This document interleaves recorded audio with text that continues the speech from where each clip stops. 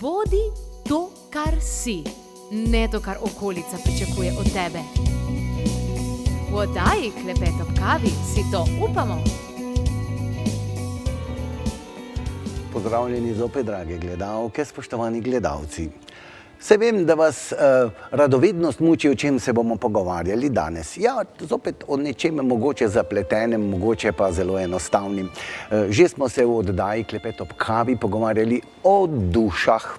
Se spomnite, da nekje ostanejo, nekje tam zgoraj, ene dlje časa, druge manj časa. Tam se marsikaj dogaja, da se celo dogovarjajo in prinesejo svojo nalogo na zemljo, ko se zopet pojavijo v človeškem telesu. Težava je v tem, da mi, ki tele svoje dušice nosimo naokoli, ravno ne vemo, kakšno nalogo imajo in včasih nam to pomaga, včasih nam pa škodi. O tem smo se pogovarjali se bomo tudi danes z našo gostjo, Aleksandra Drole, karmična svetovalka. Dobrodošli zopet v našem studiu. Prav zanima me, najprej pa vsem, dragi gledalke, spoštovani gledalci, takoj po oddaji bo naša Aleksandra na Facebook strani v živo lahko pomagala vam ali pa, ne vem, kramljala z vami. Ja. Tema pa bo, kaj nam sporoča naša duša. Dobro. Zdaj greva pa z nečim drugim. Začel sem z tistim metafizičnim medmrežjem, kjer naj bi se nahajale duše. Duše oziroma informacijska mreža na metafizičnem nivoju, ki pravimo v sanskrtu akaše, kjer je shranjen zapis vsega, kar je bilo in tudi scenarij, plan za naprej, kaj bo. Z našo dušo, z vašo, z vsemi nami, s celim svetom, o vsem. To je največja baza podatkov, kolikor jih pozna človeštvo. Duša pride popolnoma opremljena v nas. Ja. In kaj je pa to? To je pa zdajle v bistvu scenarij ena in kaj bo zraslo z njega. Mi imamo svojo dobro darmo. Se pravi, naša darma, naše poslanstvo so semena naše pozitivne karme z prejšnjega življenja. To pomeni, če ste se naučili igrati en glasbeni inštrument v prejšnjem življenju, ste ta glasbeni talent prenesli tudi v to življenje. Sicer zgleda, da ste pozabili, ker je bilo to kopreno pozabe, ampak noter ostane in človek, ko prime za tisti inštrument, že nekako bolj zna kot nekdo, ki ni nikoli. Se pravi, nekaj začute, da obstane. Pravi, to pozitivno, to je darma. Pozitivna semena karme so darma. To predstavlja naše poslanstvo. Medtem ko, če želimo resnično zaživeti svojo darmo, če želimo resnično spraviti ven tisto, kar so dobra semena, se moramo rešiti plevela. In zdaj jaz to rešim. Jaz zdaj rešim lepe stvari, se pravi zelene bojo predstavljale našo kulturno rastlino, naše talente, potencijale, to, kar želimo, da nam uspeva, in te rdeče pege so pa pleveli, ki jih imamo vsi in jih ima njiva in jih ima narava. Dobro. In zdaj kako to naredimo? In zdaj tle sem narisala sicer dve, da bo reči enaki njivi, kjer smo posejali, ali pa to predstavlja nas, kako imamo vse te dobre stvari in te slabe. Zdaj, kar se tiče scenarija ena, bo zadeva lahko taka. Vemo, da so pleveli zelo agresivni in bojo pleveli, tlele gor, bo zaraslo ven splevela na taka grda stvar, takole, to bo plevel in se ta plevel zelo zarasu in te talenti, darovi, te naše boge rožce nimajo dovolj svetlobe, ostanejo takole majhne. Plevel hitro rase, pobira energijo, življenjski prostor in človek je pretirano obremenjen s preteklo slabo karmo, ne more razviti vseh potencialov, čeprav jih ima. Tako srečamo super glasbenike, ki pojejo sem doma v kopalnici, a ga ni škoda. Čisto enostavno za razumeti, evo kot gredica. Dobro. In zdaj scenarij 2. Recimo, to to je neutralno, ne? Obe sta enaki. In po scenariju 2, ko naprimer nekdo pride k meni ali pa sam, zmore poseči v ta svet Akaše, bo pa scenarij čisto drugačen. In bo takole, se pravi, ta je pa rešaval preteklo, se je zavedal, ali se je spontano zavedal, ali smo mu svetovali. Ta človek se je zavedal svojih napak, na en način lahko se mu je samo sprožilo zavedanje, zavest, da se zavedaš nečesa, in ta je začel kultivirati. In ti njegovi pleveli sicer še zmerom dela kakšne majhne napake, ampak tukaj so pa pleveli majhni. In jih je tudi pobral ven, tam jih ni, evo, tle ima še malo zaščistiti, nekaj malega. Ampak ti pleveli ne škodijo njegovim kulturnim naslednjam, njegova pretekla slaba karma je ščiščena in lahko resnično zaživita svoj popoln dušni potencial. Aleksandra, vse nam je razumljivo. Samo zdaj, kakšna je razlika, kako bi mi prišli v to gredico namesto v to? Ena varianta je, da to vi sami naredite, druga varianta, da pridete k meni. Se pravi, ali boste sam kuhal, ali pa greste ven v restauracijo, naprimer, ja, jaz morate. Se pravi, nekaj se začnete zavedati, da bi nekaj more biti v vas, da vam reče, jaz bi pa zdaj rad nekaj potegnil sebe, svojega življenja. In se pravim, kdo lahko vidi to in možnosti? Kdo lahko to vidi? Rekli, vsak sam verjetno da težko. Zelo težko, ja. Jaz sem tudi to malo spontano, malo pa z dolgotrajnim študijem. Ta študij je pri meni trajal 3 leta, 3 dolga leta. Gre se za tole indijsko zadevo in pravimo tukaj A, K, A, Š, E. In to je tisto zapis Akaše, zapis. Ko greš v svet akaških zapisov, ti pove, se pravi, jaz znam tudi masirati, ampak to ne smejo vedeti vsi, ker nimam dovolj časa za vse. In recimo nekomu sem rekla, lej, če boš ti toliko garal fizično, ne moreš biti v redu, ne moreš, jaz te lahko masiram, ampak ne bova nič dost naredila, sorry kolega, boš mogel nehati toliko fizično se naprezati, ker ti to preveč škodi. On lahko ustraja na tem, on ima svobodno voljo, duše imamo svobodno voljo izbire. Kaj bomo naprej? Nimamo pa svobodne volje izbire posledic, ki jih nosimo za svoje dejanja.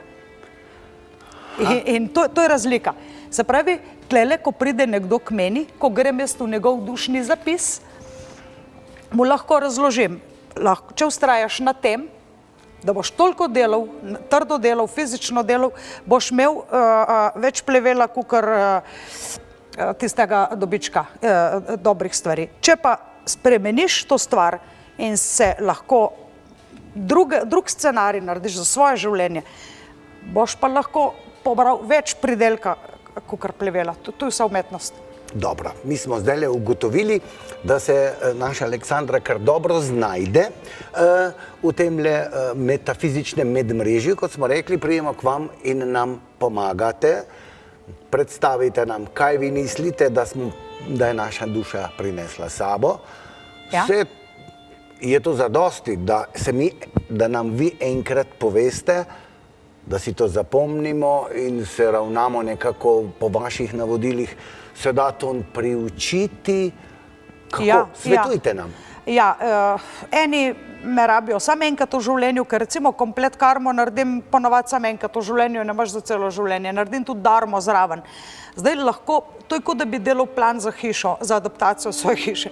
Jaz sem pač tista arhitekt, ki naredim, zrišem, kako bi bilo boljše, da bi bilo bolj funkcionalno, bolj, se pravi, namest arhitekt, ki adaptira tehnično tvoje bivališče, naredim, kako bi to v duši bolj ustrezalo in njenem pogojem. Lahko se potem to človek gre sam v izvedbo, lahko to naredi, to adaptacijo, lahko mu ob tem pomagam še z določenimi nasveti, lahko pa ne. To je vse svoboda, tu nič nobenega navežem z nobeno pogodbo. Jaz želim, da so ljudje samostojni in še naraj jim tudi pomagam, da se sami naučijo. Jaz bi raj sama jih učila kuhati, kakor da hodijo k meni stalno jesti. Bolj se da to naučiti. Ja, ampak to ni za vse. To samo med nama dvema ostane. Dobro. Se da to, ja.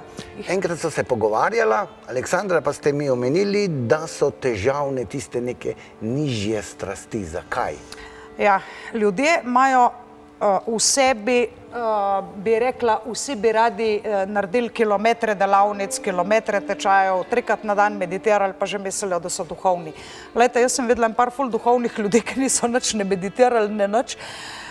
Niso prebrali nobene knjige, to je bila moja babica, pa še par njenih prijateljcev, v glavnem sploh niso brali teh knjig, ki jih ni bilo in so bili bolj duhovni od tistih, ki so hodili ne vem kam in ne vem na koliko tečajev.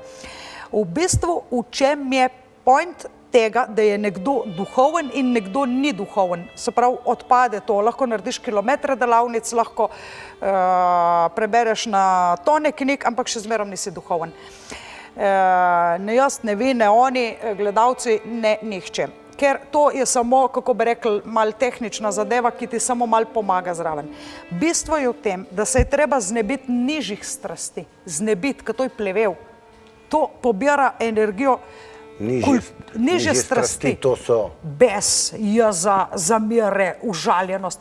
Dokler to gojiš, je kot da bi zalival plevel in koprive bojo rasle, ampak ne bo pa buče, solate, ne bo, ali pa drugi, še bolj hudi pleveli. Raslo bo, ampak v škodo, ne v korist. V škodo, ne v korist. Pšenice ne bo, če je zaradi ljulka. Ljulka je eden najbolj trdovratnih plevelov, ampak tako samo za demonstracijo.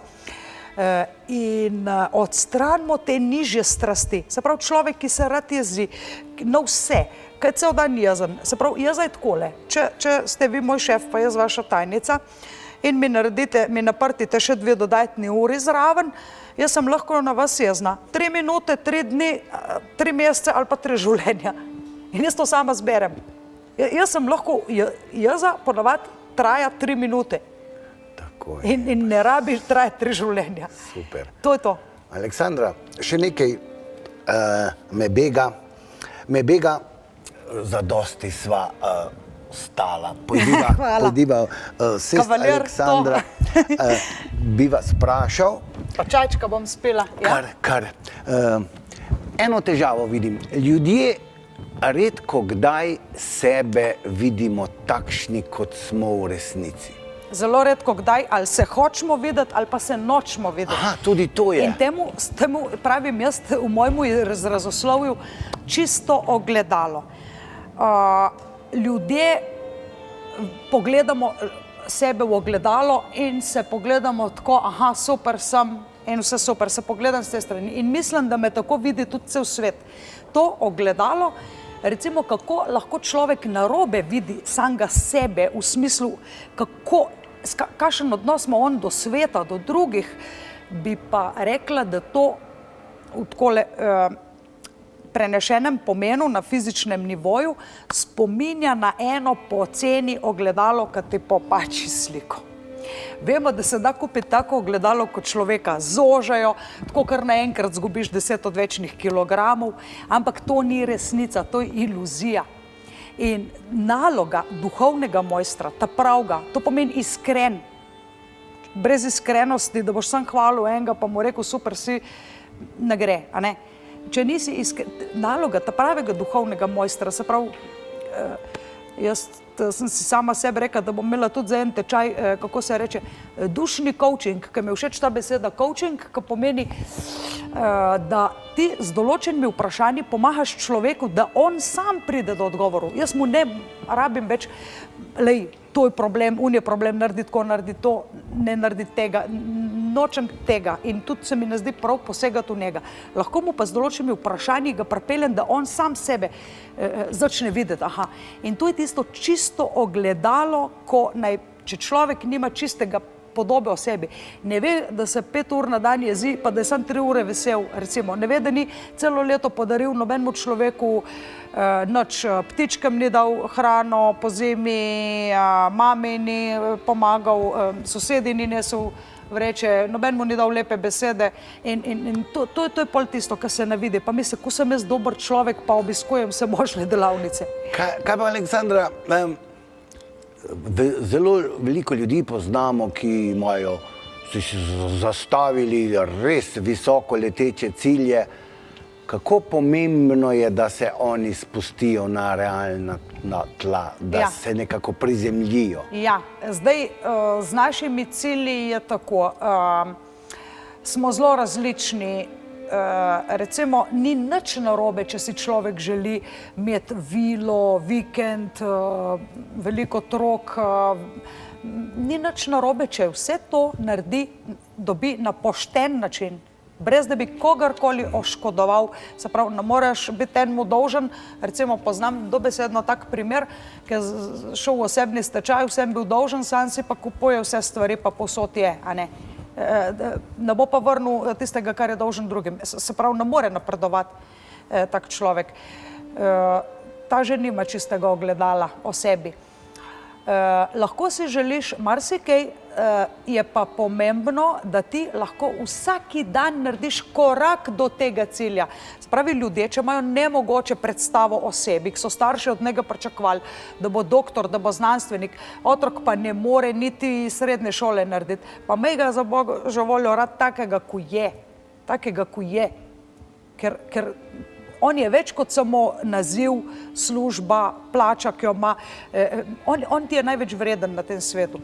Tako da, ja, ta naša prizemljenost pomeni, da če nismo srečni v svojem telesu, v svojem kraju, v svojem stanovanju, v svoji domovini, pa da skozi mislimo, kako bi bilo boljše, če bi živeli, ne vem, v kateri obljubljeni Indiji, Koromandiji, ker se cedita med in mleko, pa da bi nam bilo vse super, pa da bi nam mogli vse drugi, potem nismo prizemljeni. To pomeni, da smo utrgani. Se pravi, če nisi pri zemlji, si gor.